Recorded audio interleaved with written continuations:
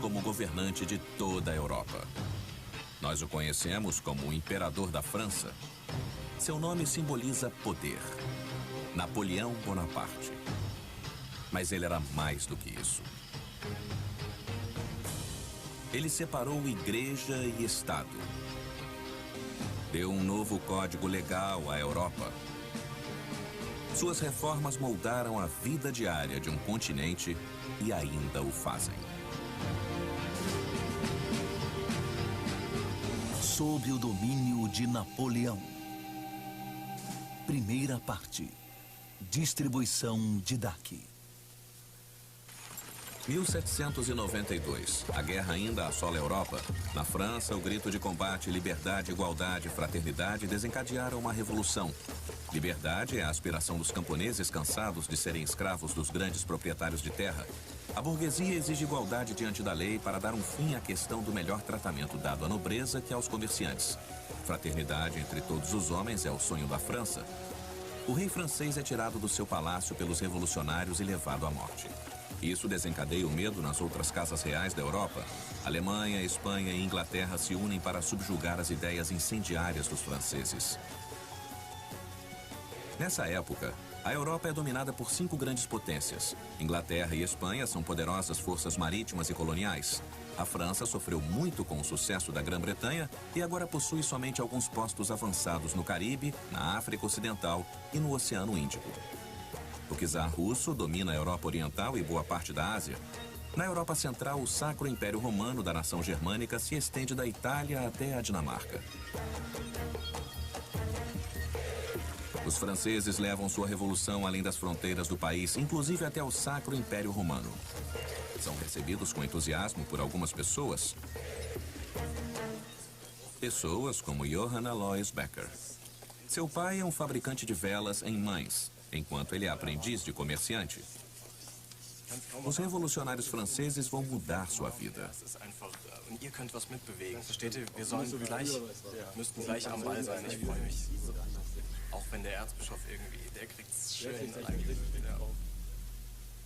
A correspondência de Johann Alois Becker é preservada nos arquivos municipais de Mainz.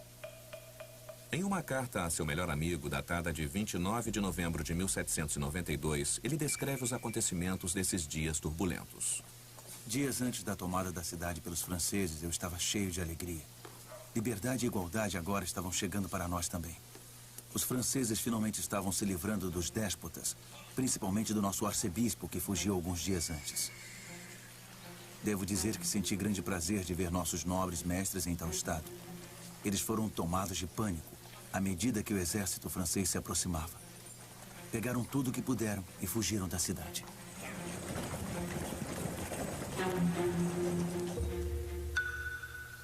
As ruas de Mainz ficaram desertas. Os nobres da cidade haviam fugido.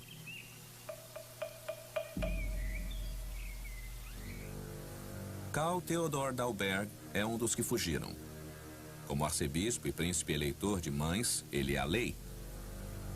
Os impostos são cobrados em seu nome, e com o dinheiro de seus súditos, ele mantém seu palácio e seu magnífico estilo de vida. Dalberg é um dos homens mais poderosos no Sacro Império Romano-Germânico.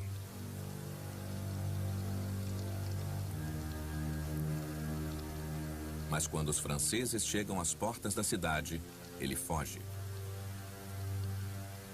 No dia 7 de outubro de 1792, o governador de Mainz apela em desespero para a população. Todos devem defender a cidade. Ele oferece muito dinheiro e promete generosas pensões em caso de ferimento ou morte, mas poucos estavam preparados para tomar armas e defender Mainz.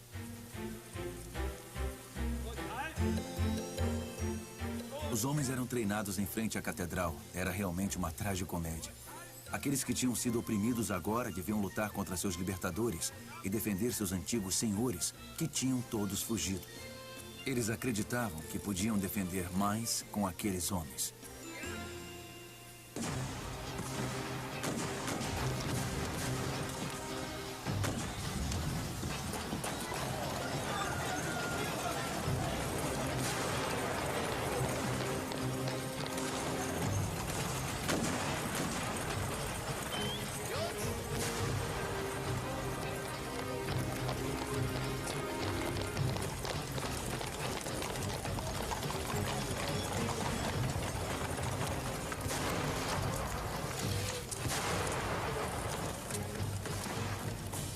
Eu sentia no meu coração, apesar do barulho das armas e de todas as adversidades, que os soldados franceses queriam nos libertar dos nossos antigos grilhões.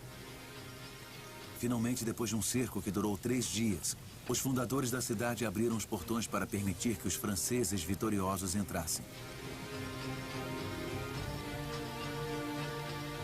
Mesmo antes de entrarem na cidade, eu corri até eles. Queria demonstrar minha alegria com sua chegada.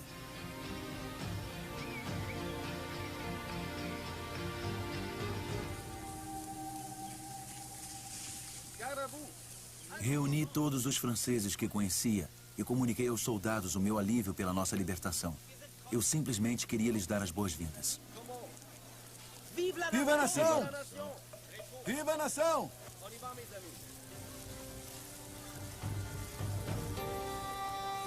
Li e ouvi muito sobre a Revolução Francesa. As ideias de liberdade, igualdade e fraternidade também eram muito discutidas por nós. Mas agora eu estava conhecendo pessoas que tinham realmente participado em Paris. Aqueles soldados eram meus heróis. É o começo de mudanças extensas. Os franceses invadiram o poderoso Sacro Império Romano-Germânico e ocuparam parte de seu território.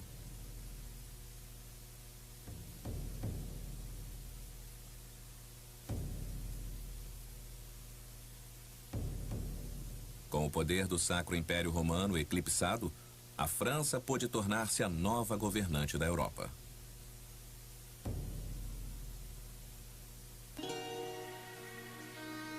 As novas ideias vindas da França ameaçavam antigas estruturas de governo que tinham se desenvolvido através do tempo. Na cidade medieval de Regensburg, uma espécie de assembleia chamada Dieta Imperial controlava o destino do Sacro Império Romano havia séculos.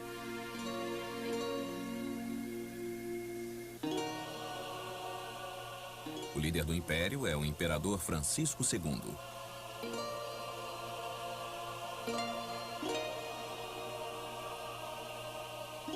Normalmente, ele envia um representante a Regensburg. Ele mesmo reside em Viena. Com uma população de mais de 200 mil pessoas, Viena é a principal cidade da Europa depois de Paris e Londres. Aqui, o imperador vive com grande luxo. Ele mantém seu ouro e pedras preciosas muito bem guardados na Casa do Tesouro. A coroa imperial é o símbolo do seu poder. O imperador a usa somente em certos dias do ano. Mas agora a coroa não está mais a salvo.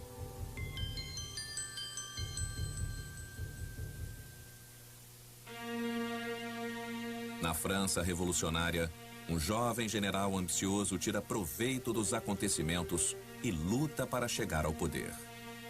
Napoleão Bonaparte. À côté de cette intelligence très rapide, qui lui permet de saisir une situation. Sua mente ágil o capacita a avaliar a situação rapidamente e achar a melhor solução para atenuar de imediato problemas complexos.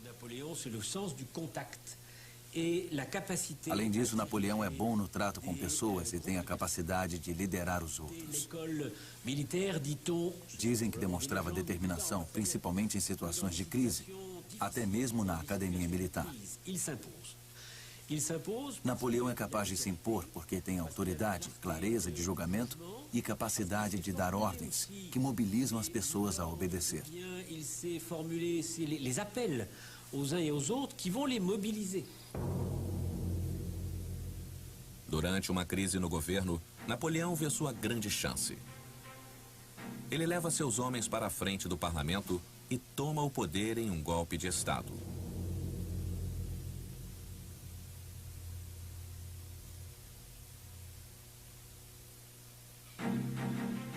Pela força das armas, ele obriga a Assembleia a elegê-lo novo chefe de Estado.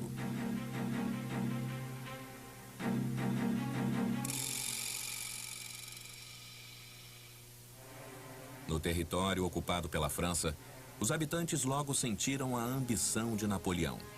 O novo chefe de Estado precisa de dinheiro para encher os cofres vazios do Estado. Os franceses saqueiam os cofres de igrejas e palácios.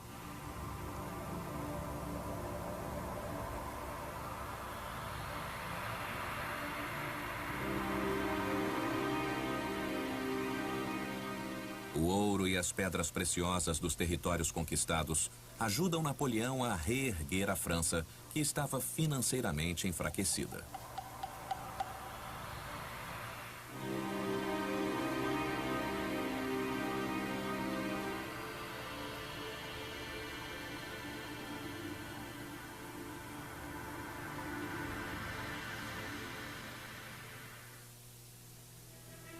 As pessoas sofrem durante os saques das tropas francesas.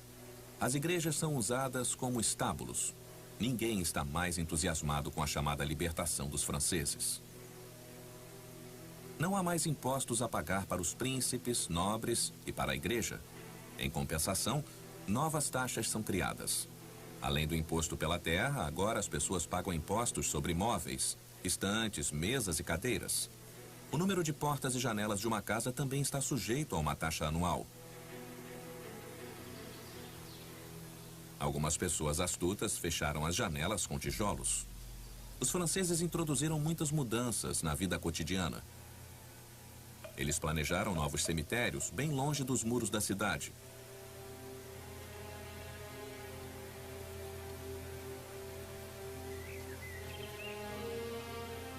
Os mortos não são mais enterrados nos pátios das igrejas.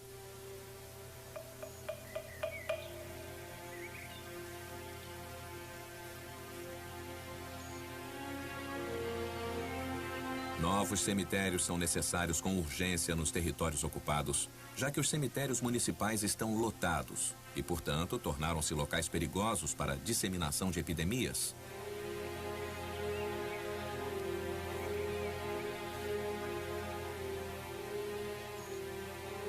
Nem mesmo o tempo foi deixado intacto pelos franceses. Desde o começo da Revolução, surgiu um novo calendário na França. Os meses foram renomeados e agora uma semana dura 10 dias. O domingo cristão foi abolido.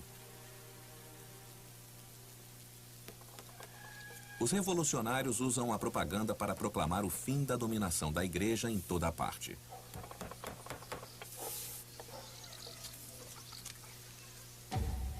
Por causa da Revolução Francesa, a igreja perdeu sua influência no Estado e na política. Novos festivais seculares são introduzidos para demonstrar que agora é o povo e não a igreja que está no poder, o que não agrada a todos. No seu diário, Johann Jacob Miller faz um relato sobre o dia 20 de março de 1798, ao participar do que foi chamado Festival para honrar a soberania do povo. Os sinos de Hofgarten começaram a tocar às 6 da manhã. Eu saí. Como católico convicto, via as inovações dos franceses com ceticismo. Und es ist uns eine Freude, hier zu sein. Und wir werden hier in Bonn den siegreichen Franzosen, sofern wir... Eles fizeram todo o barulho que conseguiram. Se tivéssemos canhões, teriam usado também. Achei todo o festival simplesmente um insulto e uma perda de tempo. Mas era meu dever estar lá. Se não aparecesse, poderia ter muitos problemas com os meus superiores franceses. Então fui por um motivo apenas: medo. E não era o único. Pelo que soube, as pessoas das aldeias próximas foram obrigadas a comparecer ao festival na cidade sob ameaça de punição. Dessa vez, não por mercadores, mas por soldados rasos exultantes.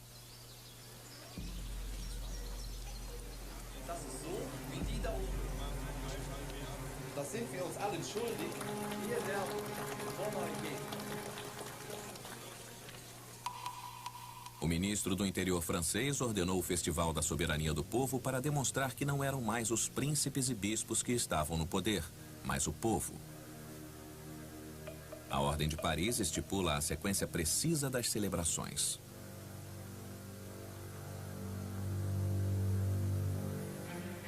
Por fim, eu até tive de testemunhar a insígnia do nosso arcebispo sendo queimada.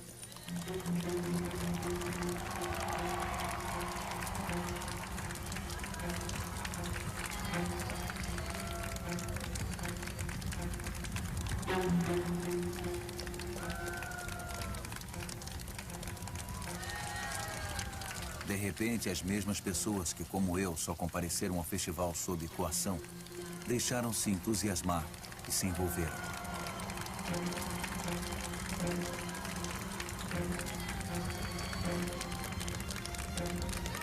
Só quando a multidão quis jogar um retrato do nosso arcebispo no fogo é que um soldado francês interveio e impediu.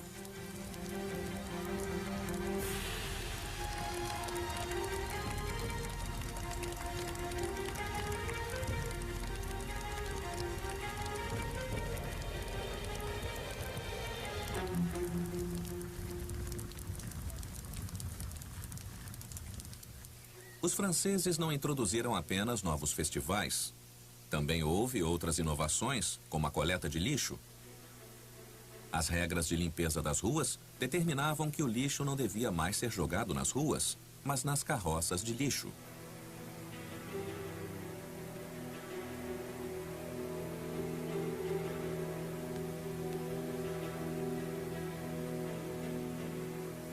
Os franceses também introduziram um sistema unificado de medidas. No passado, cada região e até cada cidade tinha suas próprias medidas. Uma vara era uma medida de comprimento diferente de um lugar para outro. Os franceses introduziram o metro. Réguas de metro são colocadas nas paredes das ruas de Paris como guia para os comerciantes. O sistema decimal completo é introduzido.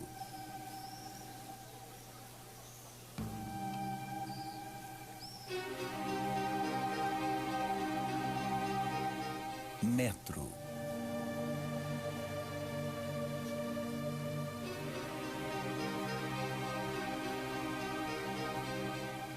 Junto com o metro vem o litro e o quilograma. Uma revolução para todo o comércio. As conquistas de Napoleão padronizam as medidas em toda a Europa.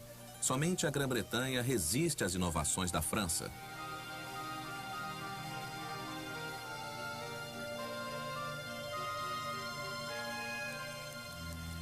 Mas uma mudança não teve sucesso. A ideia de que um dia devia ter 10 horas em vez de 24 simplesmente não se tornou popular.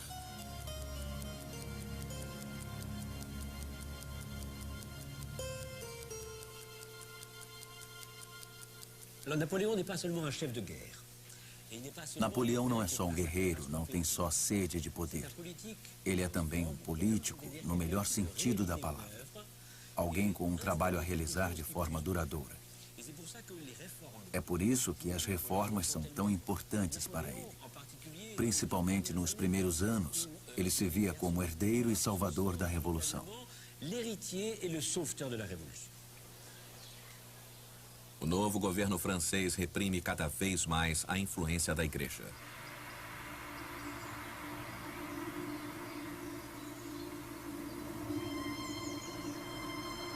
Os eventos da vida humana não são mais anotados nos registros da igreja. Dali em diante, registros de nascimento, casamento e óbito são feitos na prefeitura.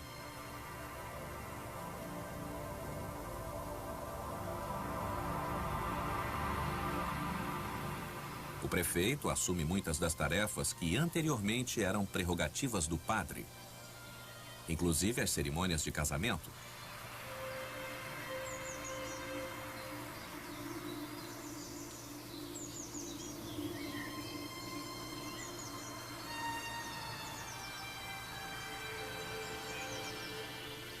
Um homem que lucra com as mudanças trazidas pelos franceses é um jovem nobre de Bonn, que agora é dirigida pelos franceses.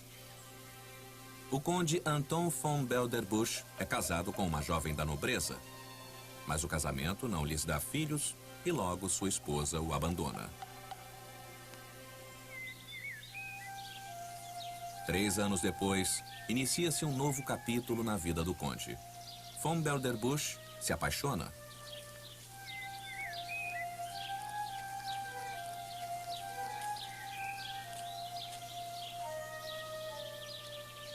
Sua amada é Babette Koch, cuja mãe dirige uma estalagem popular. Mal podia acreditar na minha nova alegria. Ela era conhecida como uma grande beldade em Bonn e muitos outros homens a cortejavam, inclusive Ludwig van Beethoven, que na época fazia grande sucesso em Viena. O casamento com a filha de uma dona de estalagem é proibido a um nobre. Mas desde a Revolução Francesa, essas distinções de classe tornaram-se menos importantes.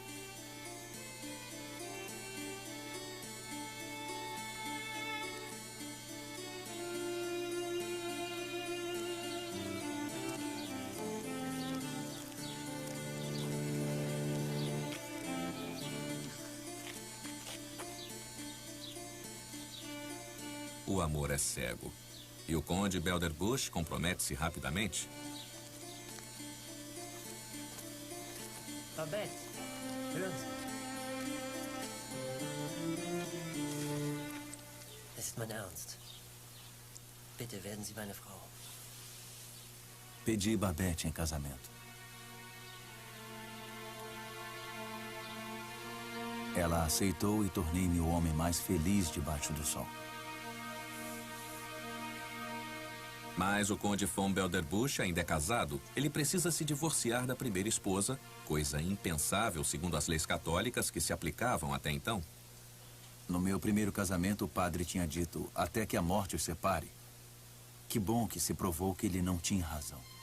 No dia 30 de maio de 1802, o conde Anton von Belderbusch e sua primeira esposa estão oficialmente divorciados. Belderbusch agora é um homem divorciado.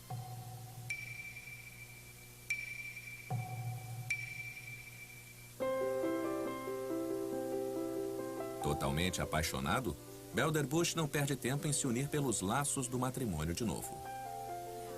10 dias depois, nosso casamento realizou-se na prefeitura.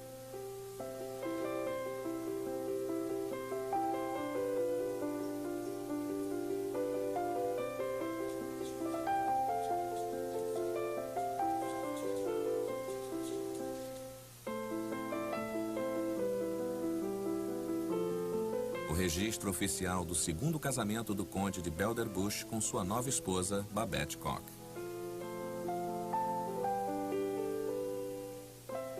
Sou feliz no casamento desde 1802 e tornei-me o honrado pai de uma filha.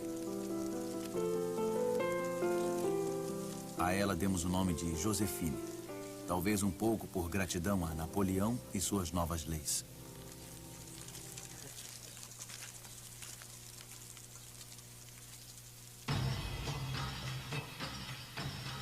Napoleão introduz muitas reformas durante seu período no poder. Mas antes de tudo, ele é um líder militar genial. Desde que assumiu o poder em Paris, ele assegurou o crescimento constante de seu exército e que seus soldados fossem bem cuidados. O exército é a espinha dorsal do seu poder.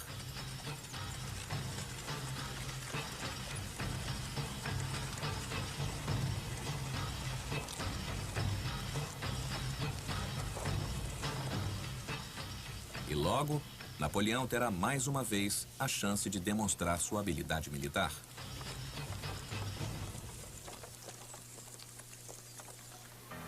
O imperador em Viena não pode permitir que os franceses ocupem áreas maiores de seu império. Ele declara guerra, mas é Napoleão que vence. O imperador capitula e tem que aceitar as demandas de Napoleão. Em 3 de fevereiro de 1801, os dois adversários assinam o Tratado de Paz de Lunéville, o que traz mudanças desoladoras para a Europa. Partes do Sacro Império Romano agora pertencem à França. Os Países Baixos, a Suíça e o pequeno Principado de Gênova ficam sob o domínio da França. Napoleão pretende usar seu novo poder para ampliar sua influência na Europa. Nas negociações na antiga cidade imperial de Regensburg, Napoleão conquista os homens mais poderosos do antigo império, príncipes alemães influentes. Seu objetivo, acima de tudo, é acabar com o poder da igreja. Ele promete aos príncipes riqueza e poder. De agora em diante, eles podem governar como desejarem, expropriar as igrejas e ordens religiosas e aumentar sua riqueza. Isso marca o fim de muitos mosteiros e conventos. Eles são dissolvidos e suas propriedades leiloadas.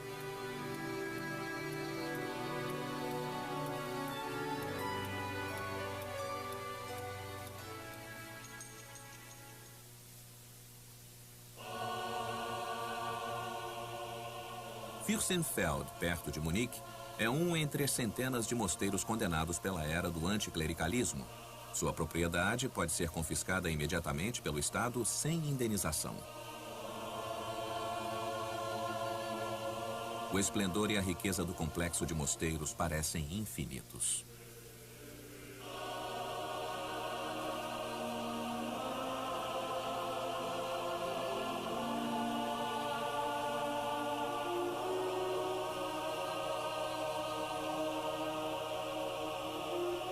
O abade Gerhard Führer descreve nas crônicas do mosteiro os últimos dias de uma instituição de 560 anos. Por 2 décadas eu controlei o destino do mosteiro.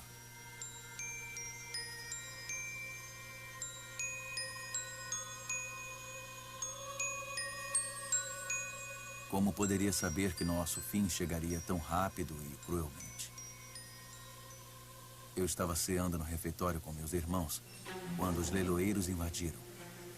Queriam vender toda a mobília do refeitório e não tiveram consideração com nossa refeição. Pelo contrário. Sem o menor sinal de respeito, pediram a mim e a meus colegas monges para ficarmos de pé, para que as autoridades pudessem se sentar na sala de leilão.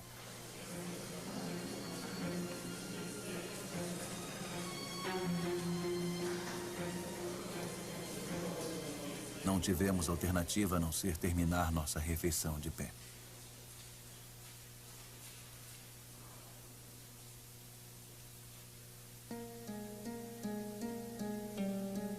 O abade Gerhard Führer fica arrasado. 560 anos de tradição estão sendo destruídos por pura avareza. Mas o mosteiro não atende às expectativas dos oficiais. Os monges podem ter uma igreja magnífica, mas também têm dívidas de 220 mil gulden. O mosteiro está falido. Apesar de uma busca minuciosa, os funcionários do Estado só encontraram cerca de 3 mil gulden. Todo o leilão é um fiasco financeiro. Foi uma experiência amarga. Boas peças de mobília foram vendidas por uma canção. Diria que foram roubadas. Tomaram tudo, menos as roupas que vestíamos. Mas, pior ainda para mim, foi ter de testemunhar o desperdício cruel e a destruição do nosso mosteiro.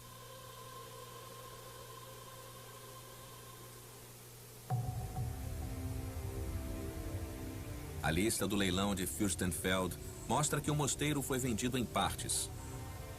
Um nome aparece várias vezes entre os compradores: Ignaz Leitenberger.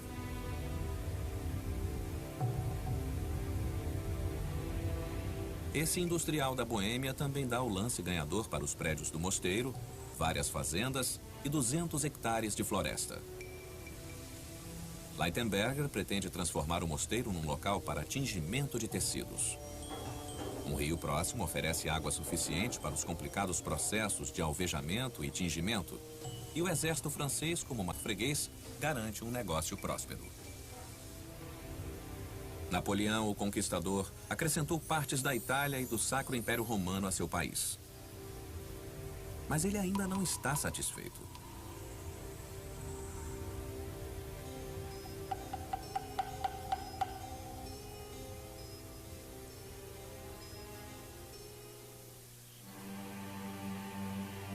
Quer governar seus domínios como imperador dos franceses. Muitos de seus admiradores ficam profundamente desiludidos.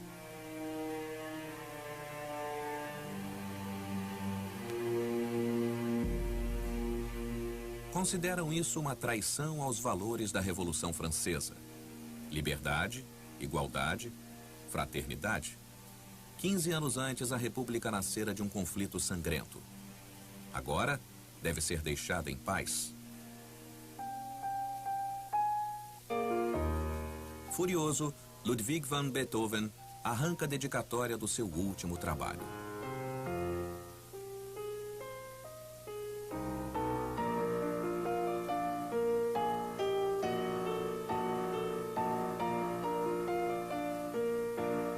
Com reverência, ele tinha dedicado sua terceira sinfonia a Napoleão. Mas na primeira página, no lugar da dedicatória a Bonaparte, só restou um buraco. O futuro imperador Napoleão visita seus novos territórios, inclusive a antiga cidade imperial de Aix-la-Chapelle. Para Wilhelm Metz, de 8 anos, vai ser um dia inesquecível. Kuckuck. Eu sempre brincava com as crianças do vizinho. Meu amigo Jacques e sua irmã eram órfãos de pai. Ele era oficial francês e tinha morrido na guerra. Sua pobre mãe teve de criar os dois sozinha. Ela havia pedido pensão de viúva, que até agora tinha sido recusada. Então ela pediu uma audiência com Napoleão e seu desejo foi atendido.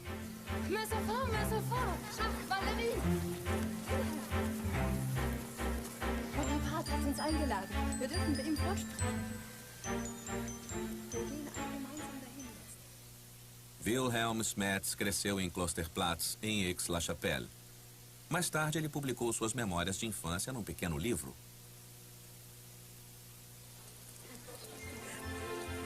Durante sua visita à cidade, Napoleão recebe industriais, autoridades municipais e a viúva de um soldado e seus filhos.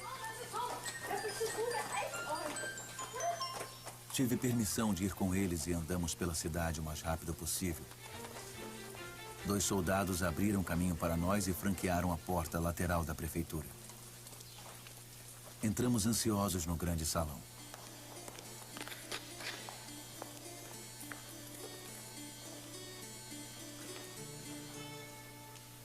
A mãe entregou uma petição e contou a Napoleão suas dificuldades financeiras. Fiquei tão extasiado com Napoleão que mal ouvi o que ela dizia. Depois nos disseram para beijar a mão de Napoleão e quase sem fôlego me aproximei dele. Napoleão concede a pensão mensal para a viúva. Ela tem sorte porque normalmente as viúvas dependem do auxílio de suas famílias. Para Wilhelm Schmetz, é um dia em que ele se lembrará para toda a vida. Napoleão está ansioso para promover a economia do seu país. Na manufatura de têxteis em particular, a França fica muito atrás da sua arqui-inimiga, a Inglaterra, mas a indústria têxtil francesa se recupera na região perto de Aix-la-Chapelle. Tecidos magníficos são criados ali. Napoleão instrui os fabricantes a produzir um catálogo de amostras para poderem exibir sua mercadoria em feiras comerciais. Isso nunca havia sido feito no passado. Contém 1000 amostras diferentes de todas as cores e padrões imagináveis. Cada vez mais tecelões trabalham, inclusive muitas crianças. Sem a renda extra obtida pelos filhos, as famílias comuns não conseguem sobreviver. No início do século XIX, o trabalho infantil é uma prática normal. Em 1804, a demanda por tecidos finos é especialmente grande. O acontecimento da década está ocorrendo na Catedral de Notre-Dame, em Paris. Napoleão vai se coroar imperador. Em 2 de dezembro de 1804, milhares de convidados de honra se reúnem na Catedral. Eles são testemunhas de uma cerimônia planejada por Napoleão até o último detalhe. Mas nem todos ficaram fascinados pela magnífica cerimônia.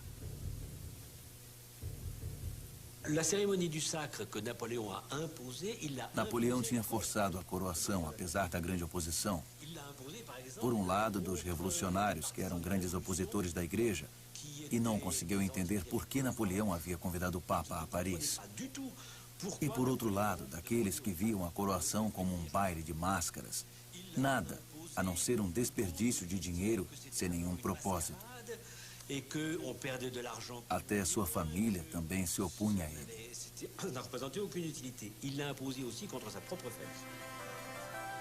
Napoleão é o mestre da propaganda. Para glorificar a coroação, ele encomenda um quadro do seu pintor da corte, Jacques-Louis David. São quase 10 metros de largura e 7 metros de altura.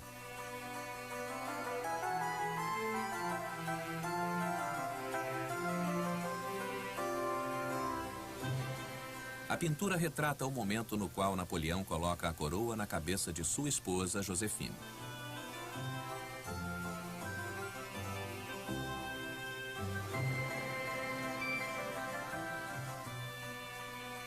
O Papa fica reduzido a um espectador, uma humilhação para ele.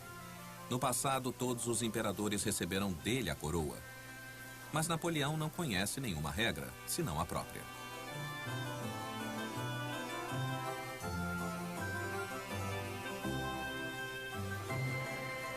A mãe de Napoleão está imortalizada no retrato, embora tenha ficado afastada da cerimônia. Ela não gostou de sua nora Joséphine também ser coroada. Napoléon vient d'une famille corse, et les familles corses sont des familles... Napoleão vem de uma família de cursos que são muito bem estruturados. São verdadeiros clãs nos quais cada um tem o seu lugar.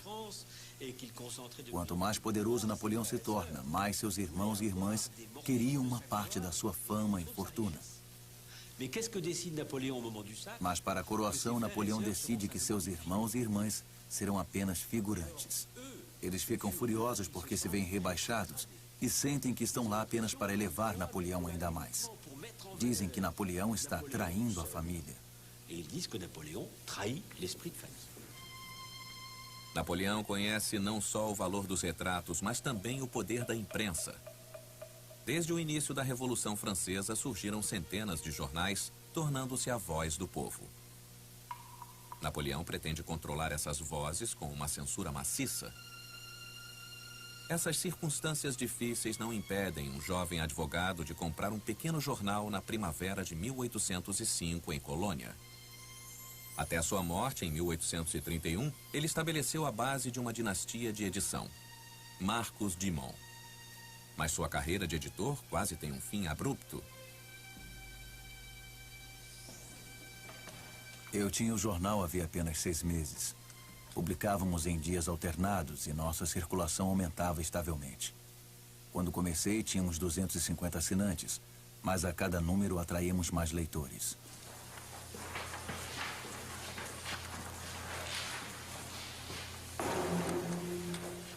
Então, um dia aconteceu uma coisa terrível. Um oficial apareceu e me entregou uma injunção do prefeito. Eine Order für Sie. Ihre Lizenz ist suspendiert. É uma proibição oficial de usar as impressoras até segunda ordem, por causa de um artigo inflamado que presumiram ter espalhado medo, alarme e confusão no público. Nossas impressoras foram lacradas e tiraram minha licença. Não podia fazer nada. Por meio de contatos na administração da cidade, tentei fazer que rescindissem a ordem. Foram dias de ansiedade para todos nós. Depois de 10 dias, chegou a resposta com a notícia de que poderíamos prosseguir e eu poderia continuar sonhando com uma grande carreira de editor. Mas claro que somente sob as condições estritas da censura de Napoleão. Dumont tem que cancelar uma matéria depois da outra. Certa ocasião, a primeira página foi impressa em branco. Era o protesto silencioso de Dumont contra a censura.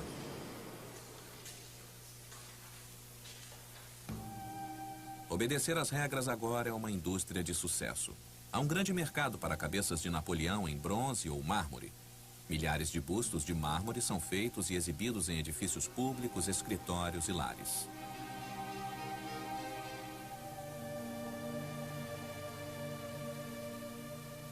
Os inimigos de Napoleão também conhecem o poder dos retratos e da mídia. Na Inglaterra, caricaturas são best-sellers. Desenhos e gravuras zombam dos acessos de raiva de Napoleão. Também zombam de ele ter se autocoroado imperador.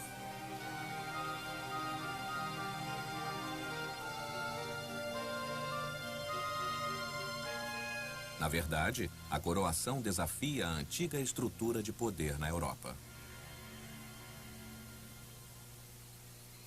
Já existe um poder imperial na Europa de 1000 anos de idade, o Sacro Império Romano Germânico. Apesar de enfraquecido, esse império ainda não foi subjugado. Os dois lados se preparam para a batalha final pelo poder na Europa. Só pode haver um império. Napoleão introduziu o serviço militar compulsório. Jovens de quase todas as famílias devem ir para a guerra por ele, deixando suas famílias e lares para trás. Muitos deles nunca voltaram. Os franceses fizeram listas de recrutamento para garantir que ninguém escapasse ao serviço militar.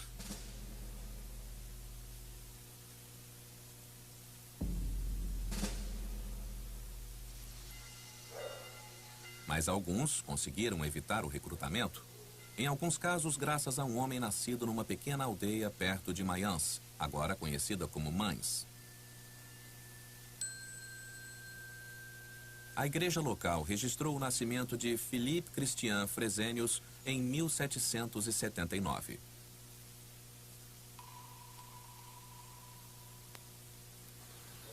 Fresenius mudou-se para Mayence enquanto jovem e ali descobriu um negócio lucrativo: dispensa do serviço militar.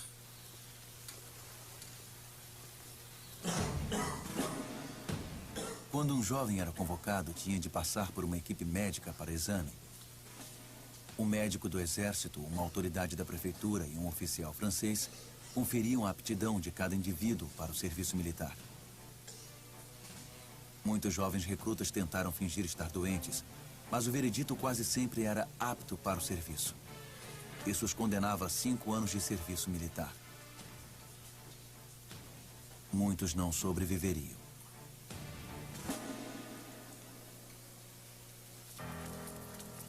Só havia uma solução. Os jovens precisavam comprar sua inaptidão. Isso eles podiam fazer comigo.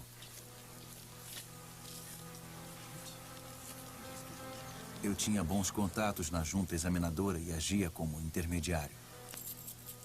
Depois de receber um adiantamento, eu providenciava para que meus associados não cometessem erros.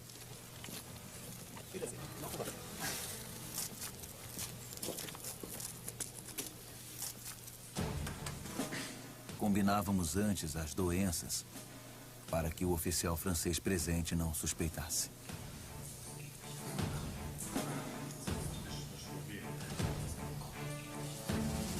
Nossa vantagem era que só 2 das 3 pessoas na junta precisavam ter alguma objeção para o jovem não passar no exame de avaliação.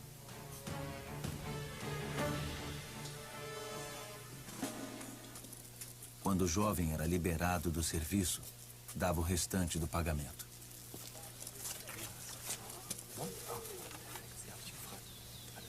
Eu recebi uma comissão de agente em cada caso, com a qual podia viver muito bem.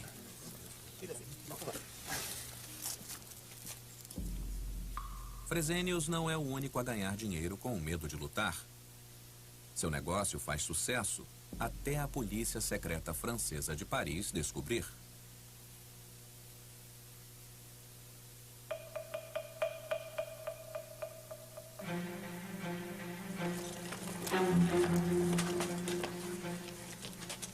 De repente, os soldados vieram e prenderam meus associados e confiscaram seus livros. Então foi fácil para a polícia desbaratar toda a equipe e prender os envolvidos.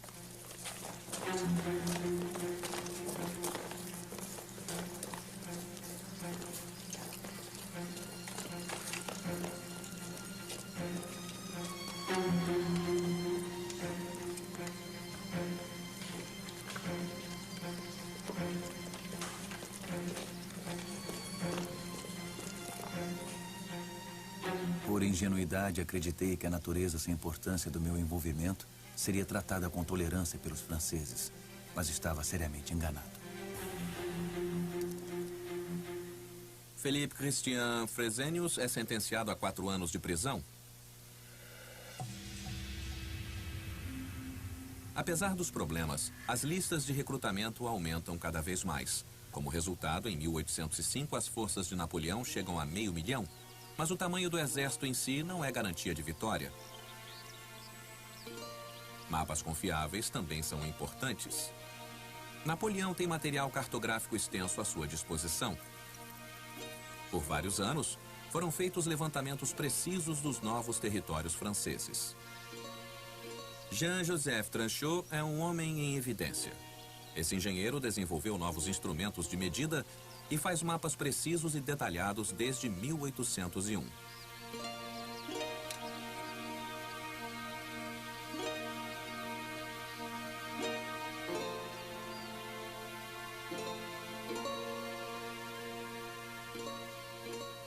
Napoleão também manda construir estradas nos novos territórios franceses para que seu exército possa mover-se rapidamente e sem impedimentos.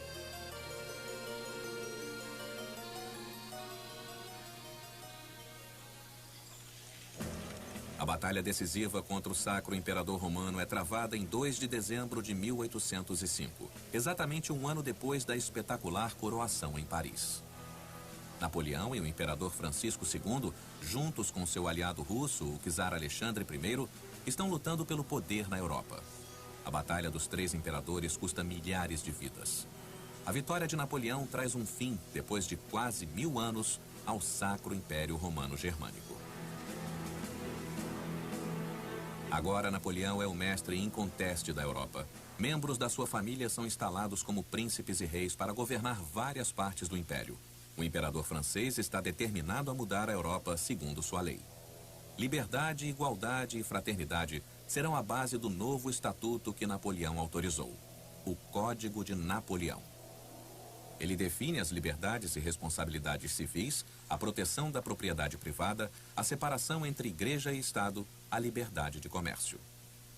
Pela primeira vez, todos os homens são iguais perante a lei. Ele tomou especial cuidado para garantir clareza de expressão. O grande sucesso do Código de Napoleão não é só ter fornecido uma base legal duradoura para as conquistas da Revolução. O Código de Napoleão foi válido até o começo do século XX e ainda é válido na França, se bem que com emendas e modificações. A lei é formulada com muita clareza, tanta clareza que desde então muitos adotaram seu estilo como deles próprios. O Código de Napoleão ilustra a clareza e racionalidade do iluminismo na linguagem da lei.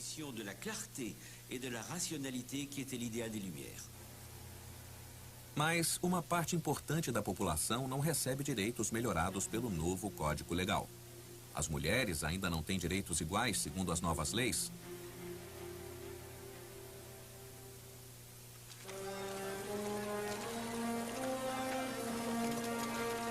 O Código de Napoleão é introduzido na França em 1804 e adotado em todos os territórios governados por ele. Traz muitas mudanças na forma como as pessoas vivem. Um exemplo, não há mais obstáculos para qualquer comerciante montar um negócio e se estabelecer onde quiser, o que antes nem sempre era possível por causa das guildas. Pelos antigos documentos, aprendemos como um cidadão faz uso da nova liberdade de comércio. Johann Rheinlein, da Bavária, tem uma ideia de negócio, mas sua cidade natal está relutante em lhe conceder licença para o comércio. Quando o vento da liberdade soprou na minha terra natal também, eu quis tirar proveito dele. Eu era jovem, tinha economizado e vislumbrava uma grande oportunidade de negócio. A cerveja. Na sua terra natal, fazer cerveja estava nas mãos de uma única cervejaria da comunidade. Cidadãos capacitados para fazer cerveja se revezavam para fazê-lo usando seus próprios ingredientes. Quando alguém tinha cerveja fresca, anunciava o fato com uma placa do lado de fora. Quando pedi autorização para abrir uma cervejaria e uma estalagem, fui recebido com protestos veementes do grupo de cidadãos responsáveis por fabricar cerveja. Eu arruinaria seu negócio, segundo eles, e ameaçaria seu meio de vida.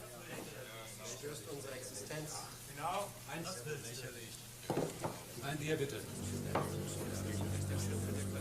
Ein Bier bitte. Er bekommt ja nichts. Das heißt hier, er bekommt hier nichts. Die anderen trinken hier doch auch. Ist das ein Gasthaus oder ein Stall? Lasst mich nicht an! Was fällt euch ein? Lasst mich los!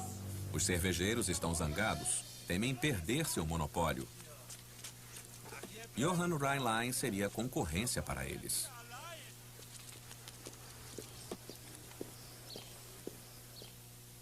Numa carta às autoridades responsáveis, os cidadãos protestam contra os planos de Johann Rheinlein de montar outra cervejaria.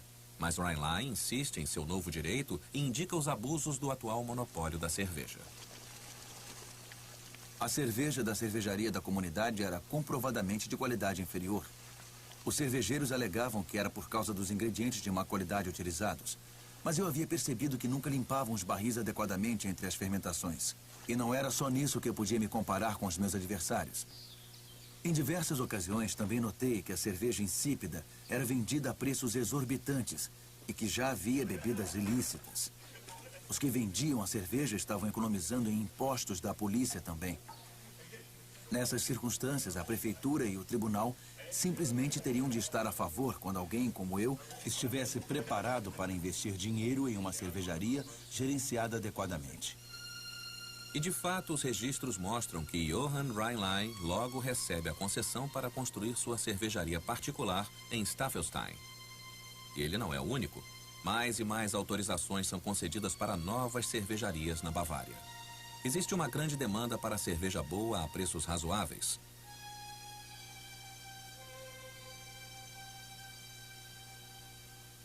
Liberdade, igualdade, fraternidade. O novo Código Legal introduz os ideais franceses em todos os cantos da Europa. Para os judeus na Europa, isso representa um período de direitos iguais, mas pouco duradouros. A separação da religião e do Estado estimula a tolerância para com aqueles de credos diferentes.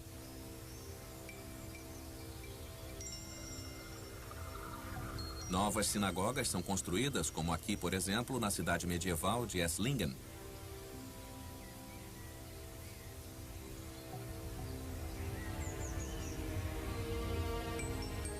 Por 300 anos, os judeus foram proibidos de se estabelecer aqui. Mas em 1806, 5 famílias de judeus se mudaram para essa pequena cidade suábia. Eles vêm com uma carta de salvo-conduto do rei, que é a favor de direitos iguais. Mas os sombrios estrondos da guerra ainda não haviam silenciado. Napoleão está avançando com seu exército em direção a Berlim. Em pouco tempo, Berlim é sua e ele desfila em triunfo no portão de Brandemburgo.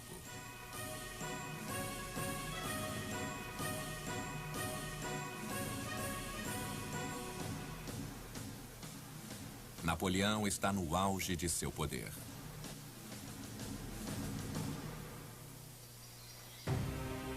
Versão brasileira Audio News.